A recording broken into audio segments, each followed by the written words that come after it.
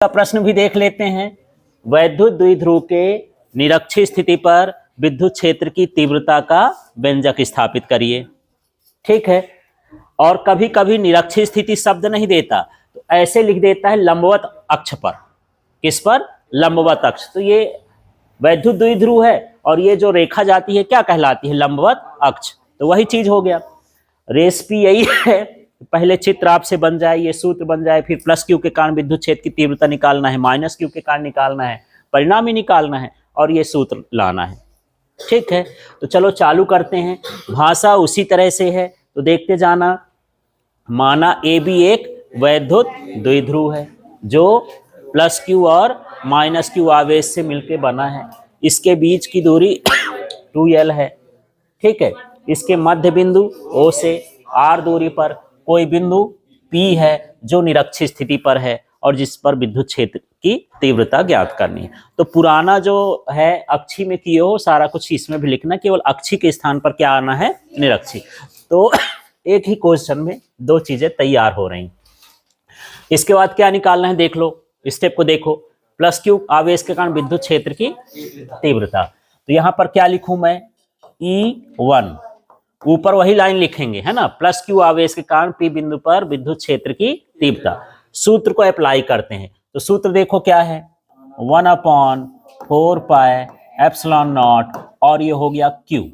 अब यहां ध्यान देना, दूरी की बात करते हैं। कौन से आवेश की बात किया हूं? प्लस क्यू, और ये क्या है? P है। ठीक है, इस दूरी को चाहिए ये। तो आप ये देखोगे कि ये वाला जो चित्र बना है, ये वाला आपको दिख रहा होगा, ये एक समकोण त्रिभुज है और समकोण त्रिभुज में ये जो है ये क्या है? कर्ण है। और कर्ण का वर्ग लंब के वर्ग और आधार के वर्ग के बराबर होता है, माने अंडर रूट के बराबर। यदि स्क्वायर कर दें तो मैं इसको कैसे लिखूं? R² plus L²। ठीक है, ये कैसे आ गया? फिर से बात करता हूं। जो यहां पर है इसको देखो, मैं यहां भी लिख दूं तो ज्यादा सही रहेगा। इसका जो मान है √R² प्लस L², इसका भी जो मान है ये क्या है? √R² plus L²। कैसे हो गया? यहाँ पर ये कहलाया लंब, ये कहलाया आधार, और जो कर्ण होता है लंब के वर्ग के आधार के वर्ग के वर्गमूल के बराबर होता है। ठीक है, माने एक साइड वर्ग होता है तो उसको हटा दोगे तो वर्गमूल हो जाएगा। क्लियर हो गया? अब सूत्र में क्या है? R का स्क्वायर, तो R की जगह पर ये रखेंगे है ना, और उसका स्क्वायर करेंगे तो रूट हट जाएगा। यहाँ रूट लगाया हूं क्या? क्यों नहीं लगाया हूं? हाँ, क्योंकि यहाँ पर हमको इसका मान रख के इसका क्या करना है? स्क्वायर करना है। तो मैं स्टेप नहीं बढ़ा रहा हूं, तो इतना हो गया। ठीक है, अब इसकी दिशा भी देखो। इसका E1 का मान कहाँ है? AP के अनुदिश। तो यहाँ पर क्या लिखोगे? AP के अनुदिश। क्लियर हो गया? अब इसी तरह से मुझे किसके लिए निकालना है? फिर इसी स्टेप में आ जाते हैं। माइनस क्यू आवेश के कारण, तो पूरा वही लिखेंगे। E2 बराबर 1/4 पाई एप्सिलॉन नॉट Q। अब यहां पर देखो ये माइनस क्यू है, इसकी दूरी देखो कितनी है? दूरी मिल गई। क्या है? √R² plus L²। और यदि इसका स्क्वायर कर देंगे तो रूट हट जाएगा, तो R² प्लस L²। आप चाहो तो दो स्टेप बना सकते हो कि एक बार रूट वाला लिखो फिर उसका स्क्वायर लगाओ फिर ये। तो यहां पर इसका दिशा बताओ। अब दिशा बताओ, तीर कैसे लगा है? नीचे लगा है ऊपर लगा है? नीचे। तो क्या हो जाएगा? हाँ, PB के अनुदिश। इस तरह से लिख देंगे। अब इसके बाद हमको क्या निकालना है? परिणामी विद्युत क्षेत्र की तीव्रता। पिछली बार जब आप कर रहे थे तो ये थीटा वगैरह चित्र में काफी कुछ छूट रहा था, छूटना ना चाहिए, अच्छे से आपको करना है ना। अब इसमें हम मान रख देंगे तो क्या हो जाएगा? देखो, परिणामी के लिए क्या हो जाएगा? E बराबर क्या है? E1 cos थीटा प्लस क्या है? E2 cos theta. क्योंकि देखो इसकी दिशा बदल गई ना, जैसे E1 है तो इसी दिशा में हम E1 मान लेंगे, इसी दिशा में क्या इसके घटक करेंगे।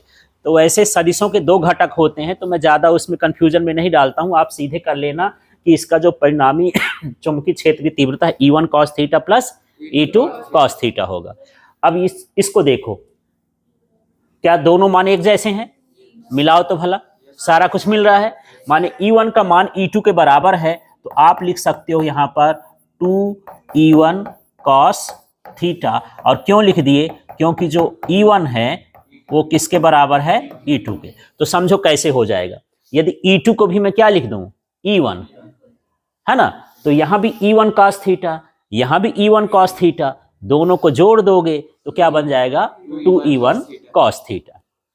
ठीक है, तो फिर से स्टेप देखो, एक बार प्लस क्यू का निकालोगे, एक बार माइनस क्यू का निकालोगे, ये परिणामी निकालोगे, E1 की जगह E2 की जगह क्या लिख दोगे, E1, तो क्या हो जाएगा 2E1 cos थीटा। इसके बाद गणित का काम है। गणित का कैसे काम है देखना, इसकी दिशा भी लिखना है यार। ये E1 cos theta, E2 cos theta बराबर क्या है, E, ढूंढो इसमें E मिला, किधर मिल रहा है, इस साइड, तो ये कौन सी दिशा हो गई, AB, AB की तरफ जा रहा है ना, तो इसके बगल में क्या लिखोगे, AB के अनुदिश। दिशा आपको सब में बताना है, प्लस क्यू में भी, माइनस क्यू में भी, और किस में, परिणामी में।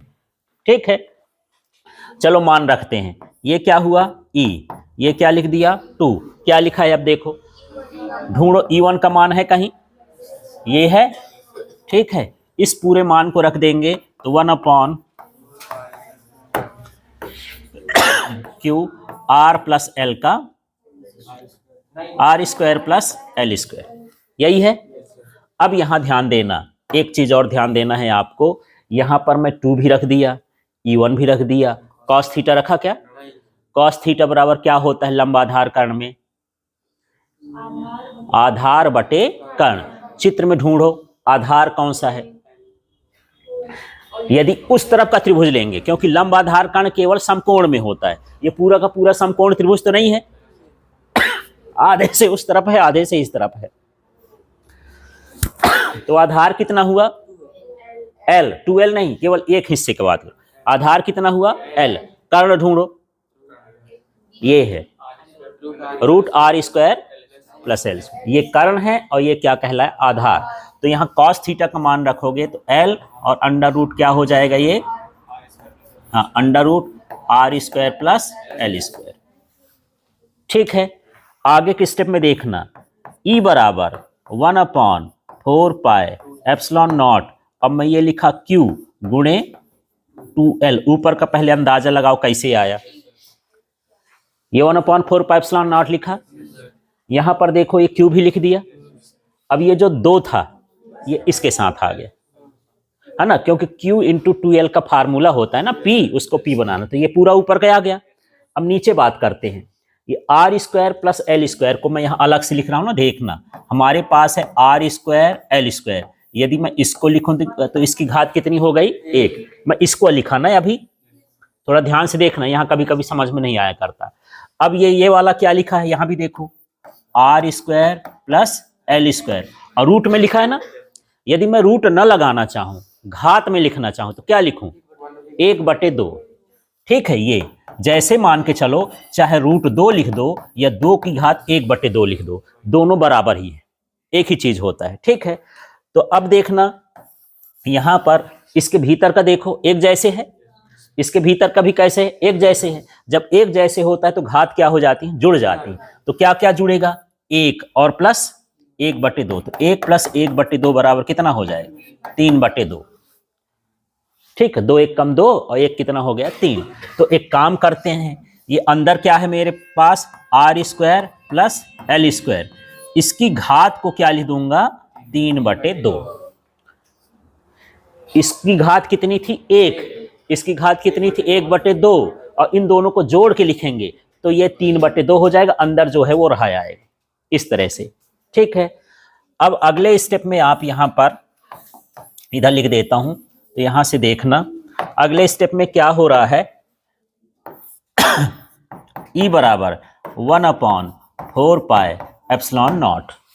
ठीक है, अब यहां पर Q इंटू 2L है, तो Q इंटू 2L का मान कितना होता है P, और नीचे वही लिख देता हूं, क्या है r² प्लस L², और ये कितना हो गया 3/2, घात में हो गया।